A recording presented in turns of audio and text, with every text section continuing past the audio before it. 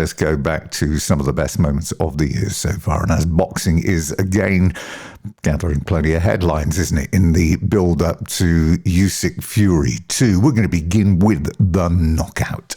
The book is written by Andy Clark, the Sky Sports boxing correspondent, and it looks at the art of the KO, sport's most defining moment. How does it feel to land it? How does it feel to suffer a knockout? What effect does it have, both mentally and physically? Now, in this clip, then, we look back at one of the fighter's ultimate moment, the time that he delivered the best punch of his career. Who is it? Well, the fighter is Carl Froch, and the victim on this occasion was George Groves.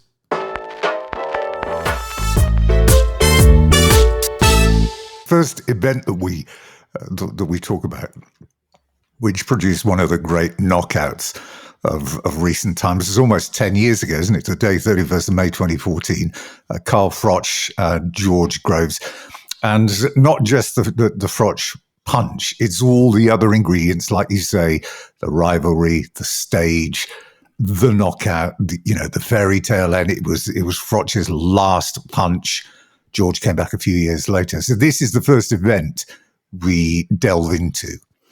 And because it is for me, it is the perfect knockout. And the reason why it's the perfect knockout is all of the things you just mentioned there. And the crucial one as well is that George got up and he was okay. And everybody could see that quickly after the knockout, because what you often get with a knockout is somebody gets knocked out. In that moment, there's this huge adrenaline surge in the crowd, in the ring, absolutely everywhere. It's just this uncontrollable kind of vortex. And then if the fighter who suffered it doesn't get up and they just stay on the canvas, then the mood changes very, very quickly to being one of deep, deep foreboding. Because in those moments, you don't know whether that fighter is alive or dead, quite honestly. Yeah. Thankfully, the vast majority of the time, almost all of the time, they come out of it. They might not make a completely full recovery, but they will come out of it. I've seen a few over the last few weekends. But with George, it was guilt-free, you see. It was this massive stage, this massive spectacle, this huge rivalry, and then this fantastic punch, but he's back on his feet. He didn't beat the count, so he was knocked out, and he was physically knocked unconscious as well. Briefly, but he was. The referee could see that he was. But the fact that he was able to get back on his feet and take part in the post-fight interviews and all of that, it meant that everybody could leave Wembley without that horrible feeling in the pit of their stomach that they'd enjoyed something that maybe they shouldn't. And that's an interesting thing about it, because why do we like this? Should we like it? It's a conflicting thing. There's an extended piece with Carl, obviously, because you interview him in the book, and you said that Carl isn't the type of man that you meet every day. His personality defies description in many ways. How is that? What is it about his personality that defies description? Well, first of all, he's not really what people think he is. He plays up to it a lot, this idea that he's just this incredibly bulletproof, tough guy, the Cobra, arrogant, aloof, all of those things. He can be that, but he does that generally to entertain himself. And he doesn't not that bothered if people think he is that, because he's one of these people who, outside of a relatively small circle of people, I don't think concerns himself overly with other people's opinions of him. But what's really interesting about him, and this is true of pretty much all fighters, is that you would look at him and you might think he'd be the kind of person who was never, subject to self-doubt, would never display any kind of weakness, that he's always been bulletproof. Since the days of the school playground, he would just be the king and all of these things. But he's really, really willing to admit, now he's retired, it probably would have been more difficult to get him to talk about it when he was fighting. He's perfectly willing to admit to all sorts of doubts and fears and fragilities and vulnerabilities and things that he used to think and things that he used to worry about. And he completely accepts that he could have got knocked out. It just didn't happen. But it could have. Took time then, because he comes out with a great quote. If you want to succeed in this particular job, in this particular life, get comfortable being uncomfortable. Yeah, that's it. That's exactly it. And all of the fighters I spoke to, they all say the same thing. You have to have this realism of what can happen in there, of what can go wrong. Because if you don't have that, you won't be almost afraid enough of it happening, because the fear of it happening is a good thing. The nerves and the fear, you make them your friend, as a lot of them said to me. You need that in the pit of your stomach, and you need to use it. If you're going to walk around with your head in the sand feeling like it can't happen to you, then it's definitely going to happen to you.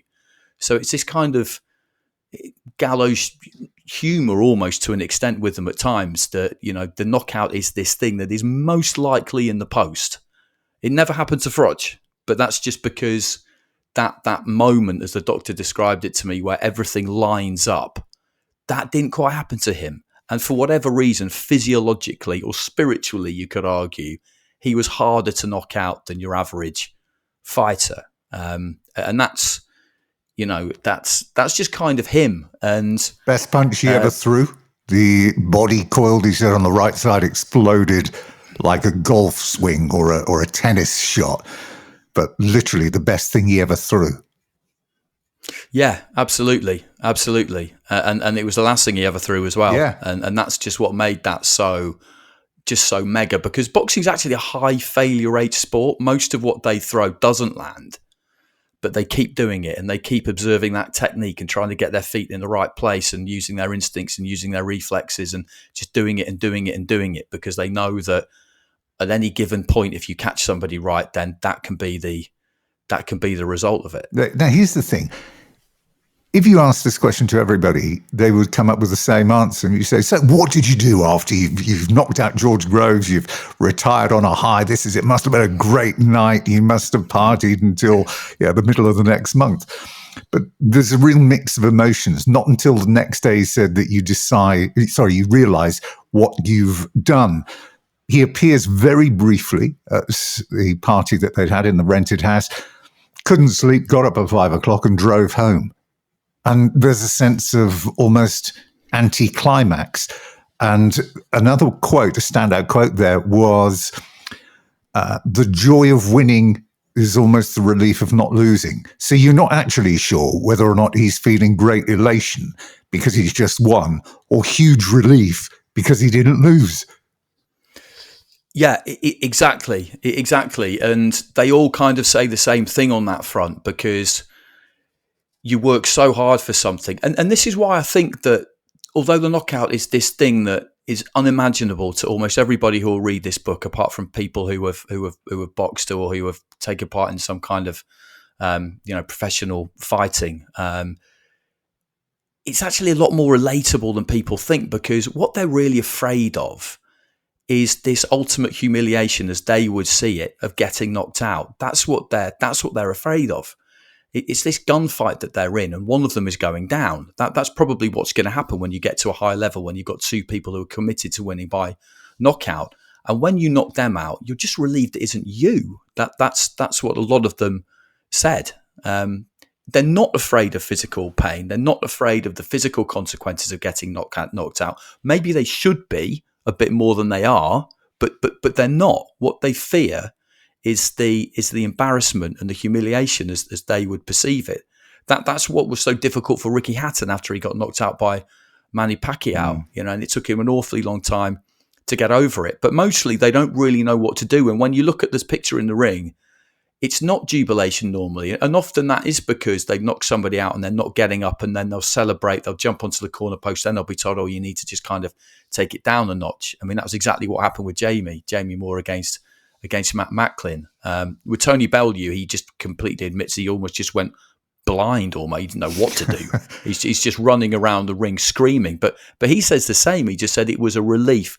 It's a relief that I'm not a bullshitter, that all the things I said I was going to do, and I've been telling people I was going to do since I was 10 years old, and everybody thought I was incredibly boring, and they're sick of hearing it.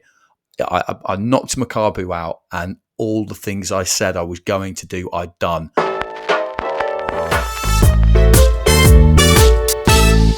Well, That was Andy Clark, the Sky Sports boxing correspondent, talking about his book. It is called The Knockout. Now, we're going to stay with boxing as well, because back in the summer, I spoke to one of the most popular world champions these shores produced in the 70s and the early 80s, Maurice Hope. His book was called Land of Hope and Glory, and he looks back at his journey from a life of poverty growing up in the early years of his life in Antigua to the day that he landed in London in the early 60s and began his journey to becoming a world champion, and his proudest moment, receiving an MBE and meeting the late Queen Elizabeth.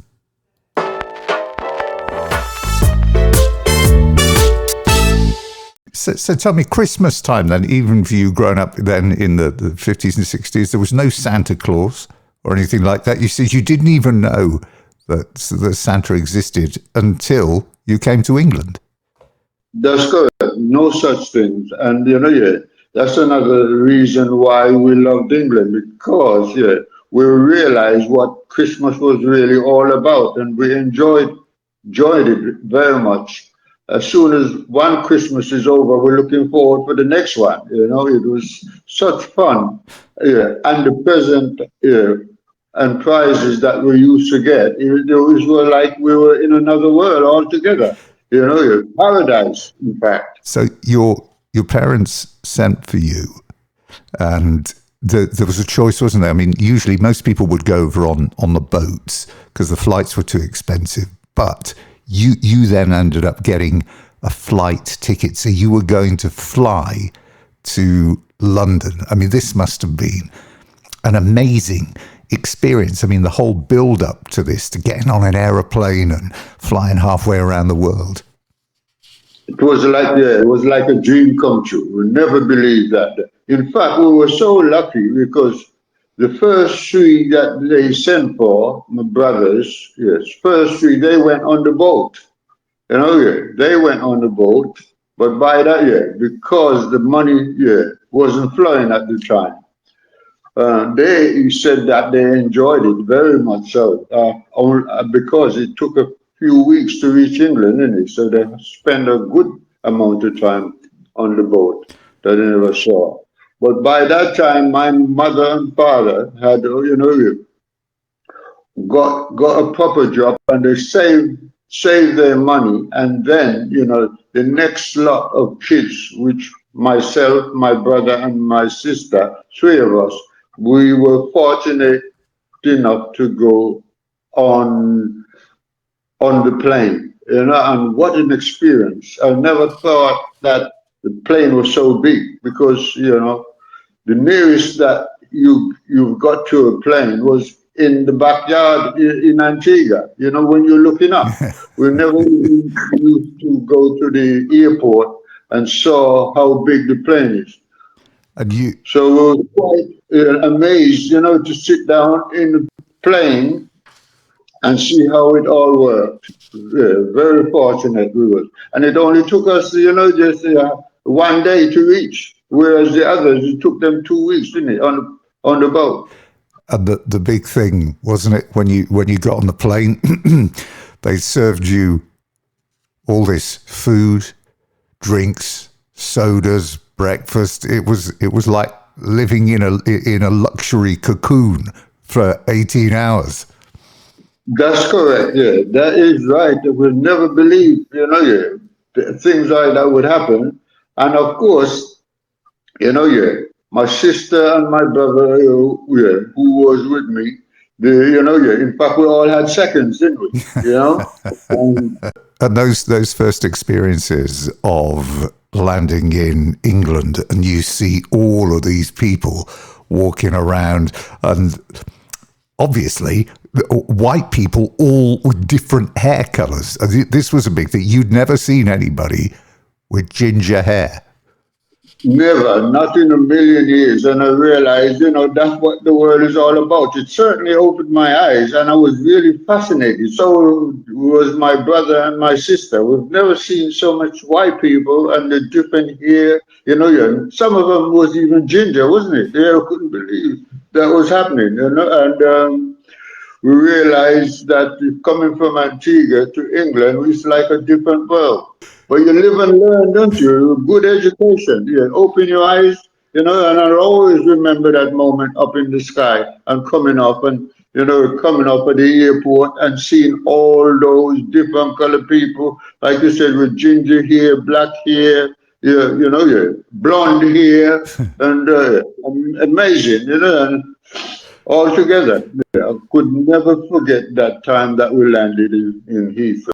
And you acclimatized into life in a new country, doing the things that kids over here would take for granted, which is like going out to a sweet shop. You'd never been in a sweet shop before, had you? Never been in a sweet shop in Antigua. That's right. And if you could, one of my favorite things I used to like doing at the sweet shop, it was, they've got those bubblegum machine outside. I don't know if you remember. Yeah.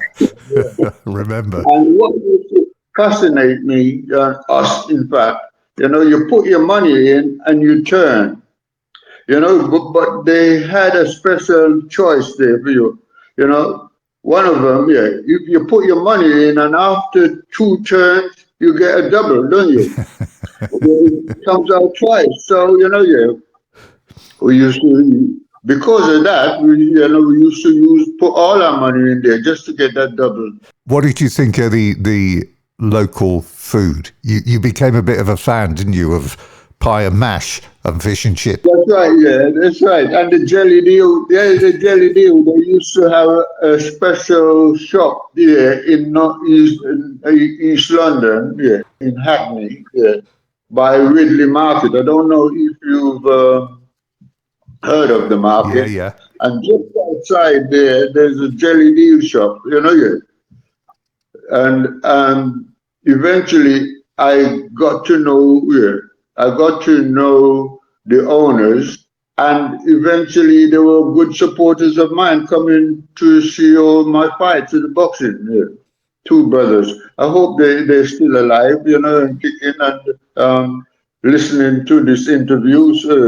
How did you get on with the culture? I'm talking about media culture, because again, you'd never had television. There's no cinema, so you're seeing all this as well for the first time. That's right. It was like I was in heaven. Of course, I used to sit underneath the TV. Plus, they used to have some children programs, didn't they? Yeah. Like the Lone Ranger, all those cowboys. I've never seen so many cowboys before. And that dog called Rin Tin Tin, you remember that one? Rin Tin Tin. Yeah, Rin Tin Tin, yeah. And that horse called Fury, and quite a few of them I could still remember. And Your best ever Christmas present. This is something that will resonate with a lot of kids. Because was it your first Christmas? You got a Scalextric set? That's correct. I've never seen anything like that. It made me stay at home, and I was in my room all the time, me and my brother. It was like, I said, thank you, Father Christmas. We've never had such a good time in our lives, and we're glad we came to England. We're glad our parents sent for us, and we're in a different world, and we're enjoying ourselves very much indeed. Very much. And we're looking forward for the next Christmas as well.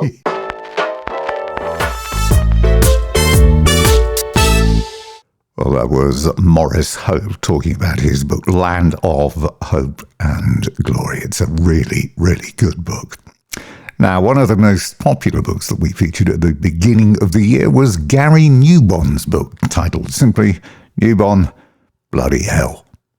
This is where Gary looked back on a lifetime in sports broadcasting, and as you would expect for a behemoth of his generation, it's stuffed with anecdotes after anecdotes, big names thrown in here, there and everywhere, from meeting Arnold Schwarzenegger back at Westwood Television in the 1970s and multiple tales of Brian Clough and Alex Ferguson. So here's a clip with Gary talking about Brian Clough and agents.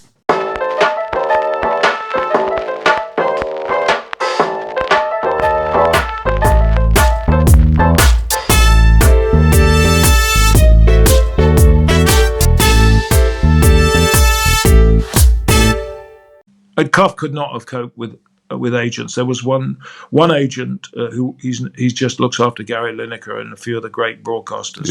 I know. Called John Holmes, a lifelong friend of mine. He used to do my finances actually before he became an agent. He took McAllister, Gary McAllister, to meet Clough with a view to signing, and Clough behaved so badly that Holmes and McAllister just walked out and never signed for him. But he wouldn't have been able to cope with agents. He did come out with some amazing quotes, and there was the relationship that you had with him. You talk about this handful of trusted media. That UEFA Cup game against Slovan Bratislava, where he took your dad into the dressing room and introduced him to the team. I mean, it's littered with lovely moments, very personal, highly personal moments. Yeah, my father flew in the slowest plane in the war. Only 8% survived, did 40 raids. He'd come back off a day's bombing and find, after a day's leave, and find that his crew and the plane had been destroyed. It was just a matter of luck in the war. Anyway, he was to die at 62, unfortunately, from a heart attack. But he wasn't into football, but he loved boxing and cricket. But like many of his generation, the 1966 World Cup completely converted him, and he became football mad. And I was doing this match for ITV midweek, sports special, recorded highlights of derby against Slovan Bratislava. And I said to Dad, "Do you want to come and sit with me?" And he said, "Oh, I'd love to." So he comes up from Cambridge. We sit there. I introduce him to Clough before the match. And after the match, Clough walks past us and he said, "Hey, come with me, Newbon, Mr. Newbon, come with me." And I thought he meant me. And he said, "No, not you, your father." So he takes him in there. He introduces him to all the players. My dad saw these signs. What are these about? God didn't invent grass to play football in the air, and the greatest crime in football is to give the ball away, and all these things. And he's asking my dad about the war and his business. And I'm looking at my watch and thinking, I'm on a deadline here. They've got to get this to London. Anyway, he eventually comes out just in time. And he turned around to my dad and said, "Mr. Newbon, Jack, if I may call you Jack, it's been an absolute pleasure. Now, if you'll excuse me, I've got to do some work with your son." And he turned around to me in front of my dad, who was only 5'7", and he felt 6 foot, my dad, because he said, "By the way, Gary, I much prefer your father to you."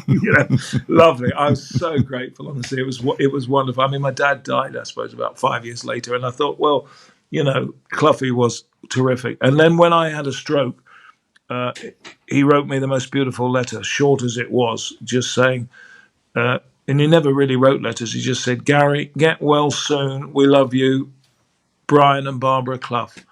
And it was fantastic. And then there were times when we, you have a bit of friction now and again, but because there was a long relationship. But I mean, I remember I lost my voice one day, and I was meant to be introducing a highlight show from the ground after the match.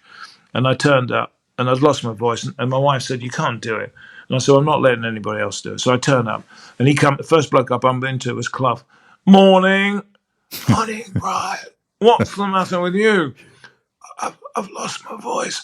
There'll be 2.5 million people in the Midlands absolutely thrilled with that news and pissed off. That was. He came back with a doctor later on, but that was Cloughie, really. The great thing about him, you never knew what he was going to come out with. And it's quite interesting that Alex Ferguson was brilliant with me. I've interviewed Muhammad Ali 3 times, Pele 7 times, Beckenbauer, Carl Lewis, all these people.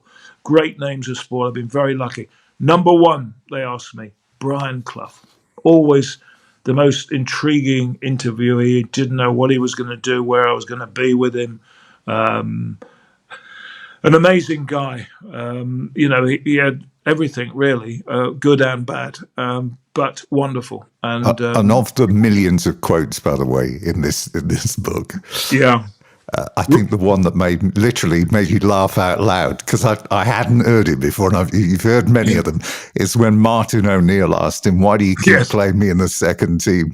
because I don't have a third team. Yeah. Well, Martin O'Neill is in fact, he's on the back of my book. I've got some great quotes from people, including Martin, and a very clever guy, a law student who gave it up to play football. He was a bit too clever for Clough. He liked Clough and respected him, but I'm not sure Clough particularly liked him. And when I'd be talking to Clough, he'd say, "Well, Archie this, and my son Nigel, and that, and our number 7, by the way, may not be as clever as he thinks he is." Anyway, it was a great story, and he put him in the second team for quite a while, and Martin went in, and that was the answer. But when Martin was manager of Celtic, with John Robertson, who was a fantastic player on the wing for Nottingham Forest, I used to go and cover those matches for ITV when they played in Europe. One of the great atmospheres in Europe was Celtic, actually, and I'd go to the Hilton Hotel in Glasgow because I'd stay there, but because the team and Martin were there, and Martin and John Robertson, the three of us would sit in the lobby while the players were asleep, going over Clough stories, and there were so many, like, Rome wasn't built in a day, but I wasn't on that particular job. I mean, stuff like that, just magic. I wouldn't say I'm the best manager in the world, but I'm number 1 for sure, and things like that. I mean, he just came out with a massive stuff, really. It was just very funny.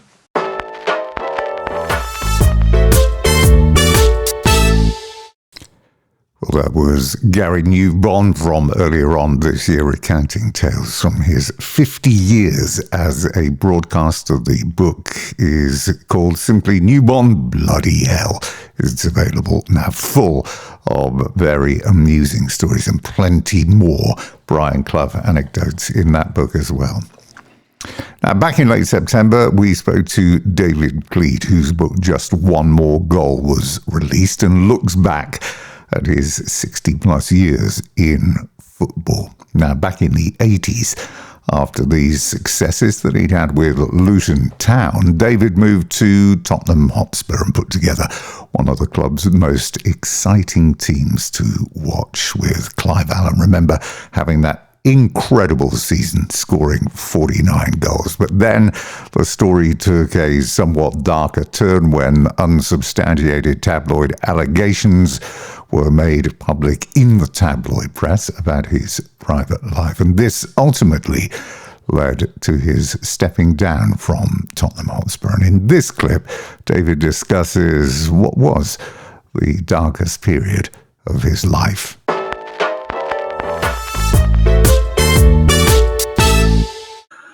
I've got to mention, because you've put it in the book, the most difficult 6-month period for you began after that, on that Sunday morning when you opened the front door and the flashbulbs are going off and the allegations that appeared in the press.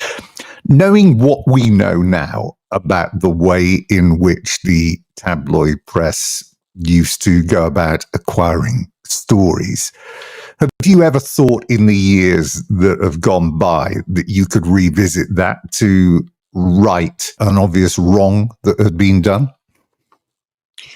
No, a difficult one. Certain people within football, particularly Brian Moore, Norman Giller, big Tottenham men, really.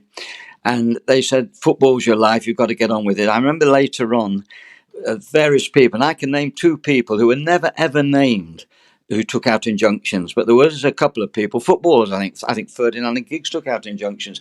I didn't know what an injunction was at the time. That's what I should have done immediately on that Sunday, contact the solicitor, but I was in a whirl when after that man came to the door, and I can assure you I didn't know what to do. I felt trapped, and I didn't know what they were going to publish. And anyway, what I found out consequently, which people do, the certain press people were being paid, of course they were, to tell stories to the police, and the police were releasing stories to the press, which was incredible. I remember speaking to a very famous, I've got to be careful here, very famous solicitor, who's passed away now, called Oscar Buselink. He was Maxwell's solicitor, I believe. I'm not quite sure about that, but I went to see him. I think he worked from Soho Square.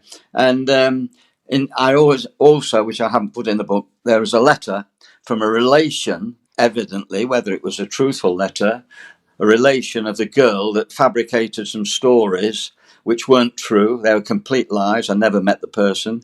And there was a letter which I handed to the solicitors, who I eventually had a firm of solicitors, and they've kept that letter, where the guy, poor handwriting, had said that he knew that this relation of his, which was evidently that girl, had fabricated the stories. Incredible. That was years after the solicitor received a letter. And even more incredible, and people may forget this, is the fact that you're driving to ITV studios, the Euston studios, and you're driving down the road. This is for the morning TV, and the police pull you over because you're looking suspicious. I mean, it's quite bizarre. Well, it wasn't bizarre at the time, I can assure you, and that did happen. And they suggested I was in an area where I shouldn't have been. According to them, it was near the Victoria Sporting Club off the Edgware Road. Yeah. And obviously, that to this day, that policeman knows that he was. Obviously, they knew my number. That he was not a liar, but he was. I don't know what the word is for him. Trying to justify his role. I don't know, but he certainly put my number back to the powerhouse in. I think it was in Paddington. October 1987, it was against Arsenal, and Scholars on the phone, and this is the end of it. Did you feel that you'd been left a bit hung out to dry by the club at that time, or not initially? They were supportive, but eventually I could see that it was wearying them more than it was. Nearly as much as it was wearying me. And in that period, I certainly lost some self-esteem, some confidence. People would suggest things, maybe, no smoke without fire, that type of thing.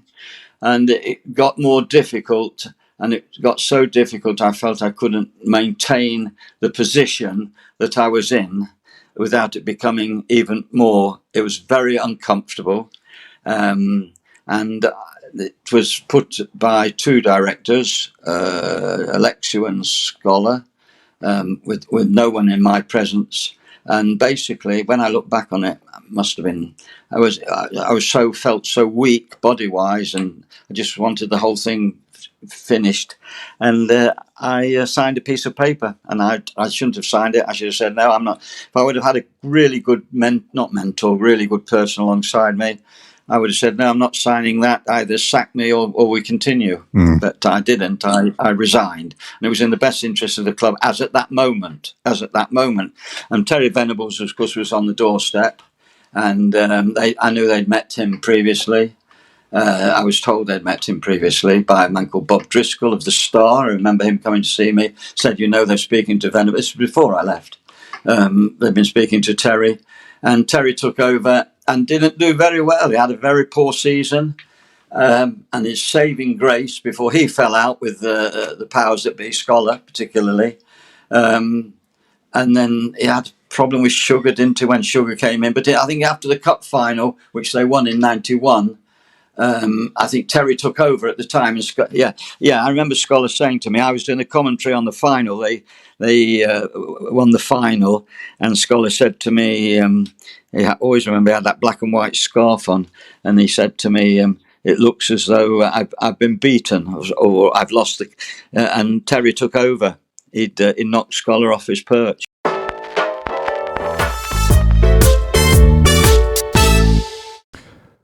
Well, that was David Pleat, one of the nicest men in football. His book is called Just One More Goal, is out and available now. And we are coming bang up to date now with Steve Bunce, who joined me to delve into his book. It is called Around the World in 80 Fights. And it wasn't always a tale through every page and chapter of joy and celebration. In this clip, we look back at the tragic demise of one of the most talented fighters to emerge from these shores in the 70s, and that was Kirkland Laing.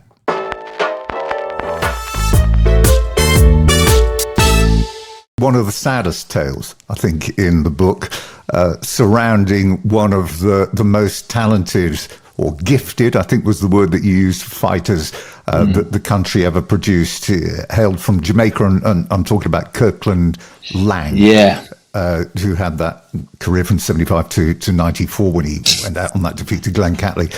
And the fight against Roberto Duran.